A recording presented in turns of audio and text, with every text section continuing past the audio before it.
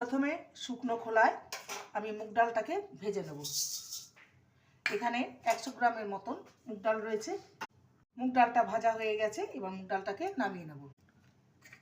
গোটা জিরে, একটা শুকনো লঙ্কা আর একটা তেজপাতা, ফোড়নটাকে ভেজে নিয়েছি। এবার দুটো মিডিয়াম সাইজের আলুকে চৌকো করে কেটে নিয়েছি, আলুটাকে ভেজে নেব। আলুটাকে লাল করে ভেজে নিয়েছি। এই সময় দিয়ে দেবো আদা বাটা, টমেটো, অনুযায়ী লবণ একবারেই দিয়ে দিলাম, 1/4 স্পুন জিরে আর 1/4 স্পুন ধনে গুঁড়ো, লঙ্কার গুঁড়ো, হলুদ গুঁড়ো, কাশ্মীরি লঙ্কার গুঁড়ো, জল। মুগ ডালটা দিয়ে দেবো। মুগ ডালকে মশলার সাথে 2 মিনিট ভালো মতন কষিয়ে নিয়েছি। বাঁধাকপিগুলো দিয়ে দেবো, চিনি, যে মটরশুঁটিটা দিয়ে দেবো, দুটো চেরা কাঁচা লঙ্কা, সামান্য নেড়ে গরম মশলার গুঁড়ো, ধনে পাতা কুচি।